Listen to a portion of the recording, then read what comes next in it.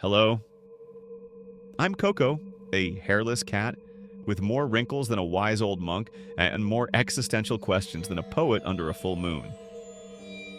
And today, I need to confess something. Sometimes, I dream of being a dog. Yes, you heard that right, a dog. The human's favorite.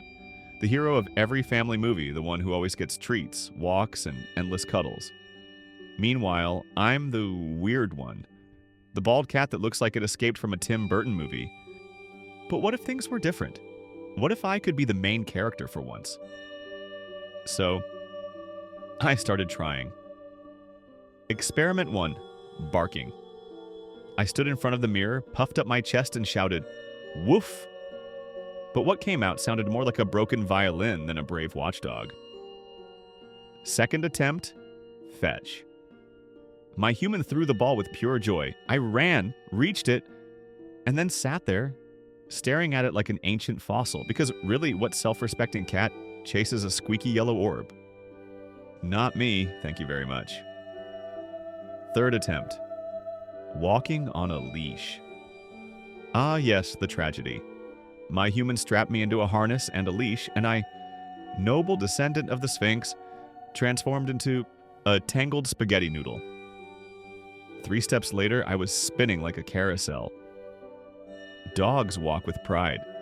I looked like a background villain from The Nightmare Before Christmas. The worst part wasn't looking ridiculous. It was seeing the look on my human's face. As if he didn't recognize me anymore. He used to say, "Coco, my little feline philosopher." Now he just stared at me like, what's wrong with this one?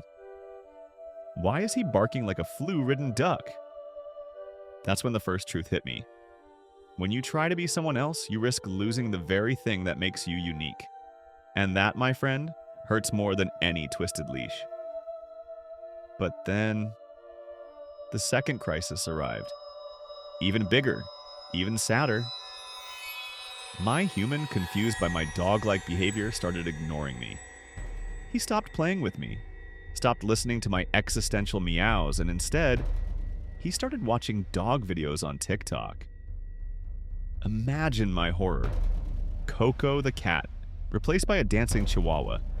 It was like Jack Skellington trying to be Santa Claus, and ending up replaced by a plastic snowman. The house filled with digital barking while I sank into my own Burtonian nightmare. Dark, cold, smelling faintly of cheap dog food. But then I remembered something. I'm not a dog. I don't want to be a dog. I am Coco, the observer, the storyteller, the one who sees what others don't. And that's when I learned the second big lesson. Humans on social media are doing the same thing I was doing, trying to be someone else. They use filters to look perfect. They post photos of lives that aren't real. They compare, copy, imitate, until they forget who they really are. So I rebelled. I stopped pretending. I climbed onto my favorite chair, and with all the dignity of a philosopher cat, I told myself, "Coco, you don't need to bark. You just need to meow louder than ever." And here's my message to you, human. If you ever feel like I did, trying to fit where you don't belong, remember this. Your value isn't in imitation. It's in what makes you different. Want a practical trick to remember it? Clean up your phone. Unfollow every account that makes you compare yourself or feel small. Keep only the ones that inspire you, that make you smile. That way, every time you open that little glowing screen, you'll be more you, and less of a costume. And so ends today's Burtonian tale. I tried to be a dog, but discovered my greatest treasure was being Coco. Not Santa Claus, not a dog, not even human. Just me. A bald cat who talks too much, and who, unlike Jack Skellington, would never trade his role, because in the end, every story needs a unique narrator. And in this world, no one tells stories quite like me.